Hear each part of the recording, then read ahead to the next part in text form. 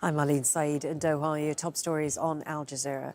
Southeast Asian leaders are meeting for the second day of the ASEAN Summit in the Indonesian capital, Jakarta. The ongoing crisis in Myanmar and territorial disputes in the South China Sea remain high on the agenda.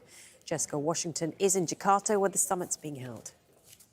Today, the ASEAN leaders meet with the Chinese Premier Li Qiang, and they will be discussing a variety of issues. Of course, these are closed-door meetings, but we do get to hear some of the opening remarks. We heard from Li Qiang that ASEAN and China enjoy a very strong and stable relationship. I'll read out some of what he had to say, that there are new opportunities for both sides, and that cooperation has come a long way, and that both ASEAN and China share a relentless pursuit of peace and appreciation for stability and aspirations for development. The former leader of a far-right group known as the Proud Boys has been sentenced to 22 years in prison for his involvement in the attack on the US Congress 2 years ago. Enrique Tarrio is the last of the group to be sentenced. A top US official has warned North Korea that there'll be a price to pay if it supplies weapons to Russia for its war in Ukraine. Follows reports that North Korea's leader will travel to Russia for talks later this month.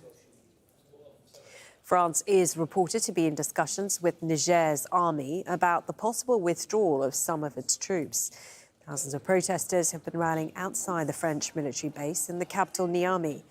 Niger's coup leaders want France to withdraw its soldiers and have ordered the French ambassador to leave.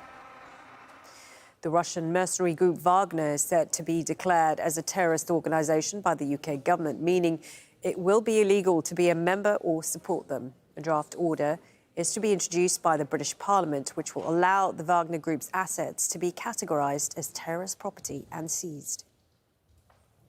6 soldiers have been charged for their involvement in the killing of 56 people in the Eastern Democratic Republic of Congo last week. The group is being prosecuted for multiple charges, including crimes against humanity by murder. The cyclone in Brazil has brought hail and heavy rain south of the country, killing at least 22 people. More than 3,500 people were forced from their homes.